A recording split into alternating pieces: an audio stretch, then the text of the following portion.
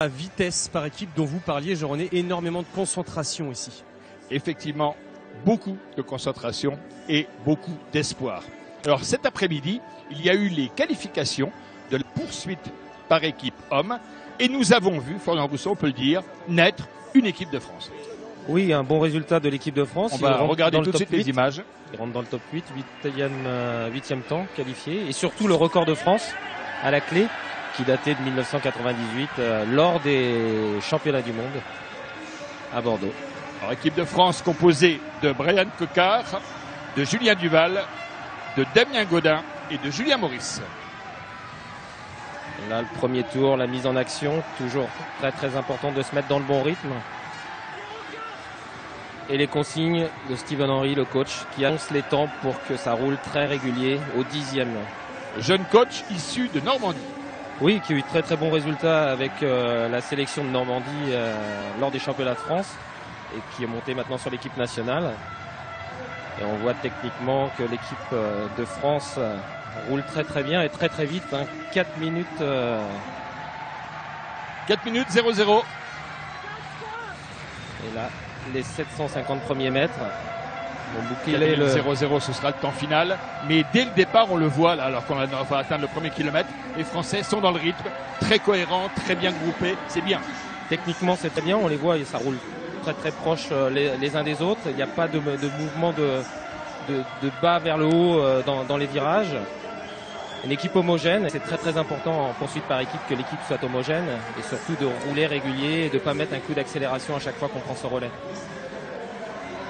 Voilà donc cette équipe de France qui a bien travaillé, qui a bien préparé ces championnats du monde. Cela fait plusieurs années que l'on attendait de voir renaître une équipe de poursuite par équipe. Nous avons assisté ce soir à cette renaissance et dans la perspective des Jeux Olympiques de Rio qui auront lieu dans 1 an et demi, c'est bien sûr une excellente nouvelle. Oui, c'est très important. Donc la France se repositionne. Ces championnats du monde comptent pour la qualification olympique pour les prochains JO. Donc l'ensemble des manches de Coupe du Monde, ces championnats du monde, les prochains championnats d'Europe à la fin de l'année et puis les championnats du monde 2016 vont compter pour se qualifier pour les Jeux. Donc c'est important. Et là on voit qu'une équipe, un groupe est en train de naître à l'approche des JO. Et toujours une équipe homogène. On est à un peu plus de la mi-course. Et là, ça roule à plus de 60 km/h. Oui, avec le très prometteur poursuiteur qui est Brian Coquard, qui a été médaillé d'argent de l'homme à Londres en 2012, qui est devenu depuis un excellent routier au sein de l'équipe Vendée U de Jean-René Bernaudot et qui ce soir a réalisé une grosse performance dans cette équipe de poursuite par équipe. Et là, Damien Gaudin qui s'écarte. On commence à voir le rictus sur le visage. Ça commence à faire mal aux jambes, mais l'équipe progresse toujours très très bien. Ils sont toujours à 4. Alors, l'équipe doit au moins terminer à 3. Le temps est pris sur le 3e coureur.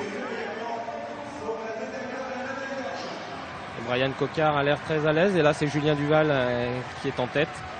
Alors, la piste est en bois de Sibérie. Elle mesure 250 mètres, 8 mètres de large, ce qui est un vrai plus pour cette piste parisienne. Alors, d'après les entraîneurs, j'ai rencontré quelques entraîneurs tout à l'heure, la piste a l'air très rapide, la température est élevée aussi à l'intérieur de ce vélodrome, donc propice au record. Voilà les Français qui vont terminer à 3 et il va falloir attendre un assez long moment ensuite pour être certain d'être dans les 8 premiers. Mais les Français seront dans les 8 premiers, c'est-à-dire qualifiés pour le 2e tour de demain. C'est un bel objectif qui est atteint. Et là, il reste 500 mètres de course, 2 tours. Là, ça commence à faire mal aux jambes. Et l'équipe qui progresse toujours aussi très très très vite. Oh là, une petite erreur technique, il est retombé un peu loin des roues. L'équipe est un peu désorganisée, mais c'est pas grave. C'est le dernier tour. Brian Coquard se remet tout de suite en 2e position. C'est bon, il va recoller aux roues. Et ça y est, l'arrivée pour l'équipe de France. 4 minutes 0-0 577. C'est le temps de cette équipe de France extrêmement prometteuse. Son jeune entraîneur, et nous allons tout de suite écouter l'un de ceux qui aura porté cette équipe avec beaucoup de brio, Brian Coquard. Il est avec Nicolas G. Ouais, ça fait super plaisir. On a bien bossé. On savait qu'on pouvait. Je pense qu'on peut aller plus vite. Là, on n'a pas fait une poursuite très propre, on va dire. C'était très limite, mais quand on roule à cette vitesse, on est obligé d'être un peu à l'arrache comme ça. C'est surtout la première course qu'on fait tous ensemble, les 4. On avait fait un test à Bordeaux, on avait fait, maintenant on peut le dire, 4-5-8. Voilà, je sais qu'il y a un journaliste qui n'a pas trop bien pris et on s'en excuse d'avoir été pas viré mais gentiment remercié dans l'enceinte du Vélodrome, parce que pour nous c'était important, voilà, de faire un temps. On n'était pas sur nos canettes à Bordeaux et c'est pour ça qu'on voulait vraiment faire un temps. Voilà, on savait pas si on allait faire un bon temps, un mauvais temps. 4-5-8 à Bordeaux, c'était très bien. Et après, avec réflexion, on aurait bien voulu que les journalistes soient là, mais au moins ça nous mettait moins de pression. On en a assez ici en France et voilà, on est super content. Maintenant, normalement, on va passer demain et moi je suis persuadé que demain on peut aller encore plus vite. Et bien voilà, une belle promesse, Florian. Aller encore plus vite demain, c'est-à-dire descendre sous les 4 minutes. Oui, je crois que c'est possible. En tout cas, dans le dernier tour, ils ont montré une petite désorganisation. Donc, il y a encore quelques centièmes, quelques dixièmes à aller chercher. Et avec la motivation en France, à Paris, et je crois qu'ils ont pris confiance, en tout cas aujourd'hui, avec le temps qu'ils ont réalisé. Et alors, demain, les Français auront un rude adversaire. L'Australie, donc ils vont être opposés à l'Australie. L'Australie qui a réalisé le meilleur temps, l'équipe championne du monde sortante. Avec beaucoup d'expérience, l'Australie a toujours amené beaucoup de médailles de ces championnats du monde sur la poursuite.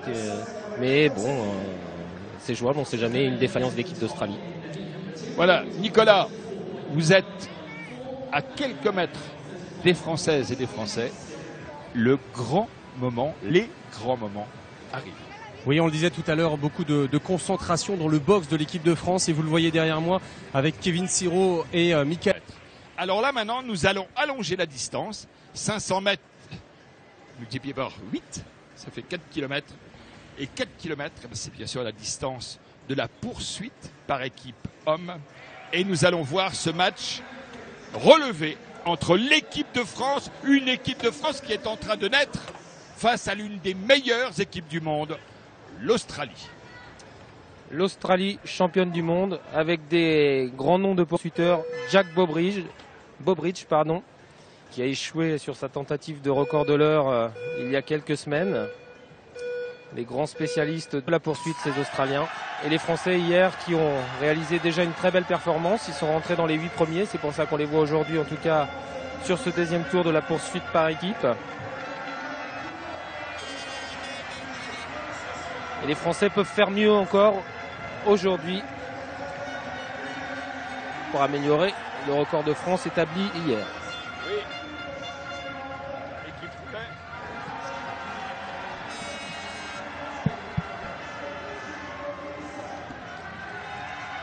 L'objectif serait de descendre, bien sûr, sous les 4 minutes. C'est une barre mythique pour les jeunes coureurs qui composent cette équipe de France de poursuite par équipe.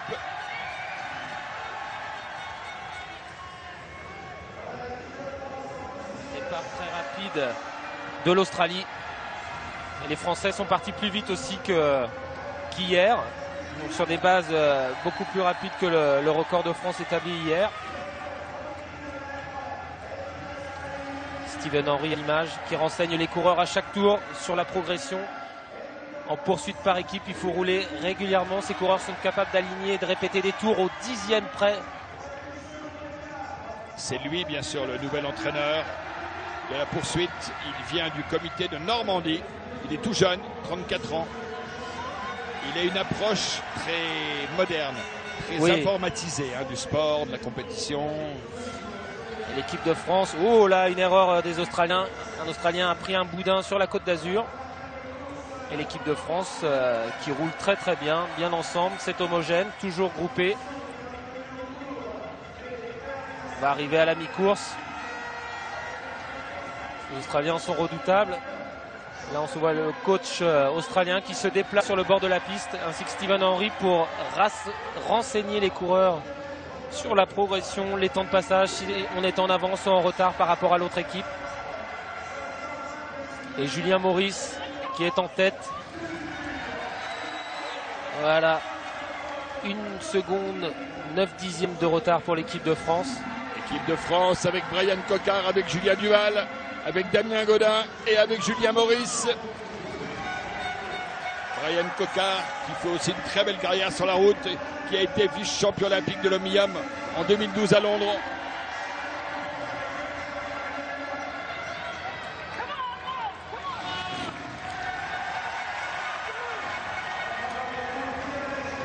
Le coach a un rôle important pour renseigner les coureurs et que la gestion en tout cas de la répartition de l'effort soit bien précise et que l'équipe ne se disloque pas en tout cas avec des accélérations ou des ralentissements. Ça y est, l'équipe de France est à 3. Ils sont 3. Brian qui ferme la marche. Et dans l'équipe d'Australie. Et la France qui résiste bien. L'Australie, c'est quand même l'équipe championne du monde. Bien sûr. Ils ont ramené de nombreuses médailles aux Jeux Olympiques, aux Championnats du monde. Donc c'est une belle performance qu'est en train de réaliser la France. Encore 500 mètres, c'est-à-dire 2 tours. Ouais, 2 secondes et demie. Et il faut surveiller le chronomètre pour l'équipe de France qui veut descendre sous les 4 minutes, Florian. Et c'est le dernier tour, c'est la cloche aussi. Les Australiens qui se retrouvent à 3. Et la France résiste, 2 secondes 6. On donne tout, le dernier tour, les derniers mètres.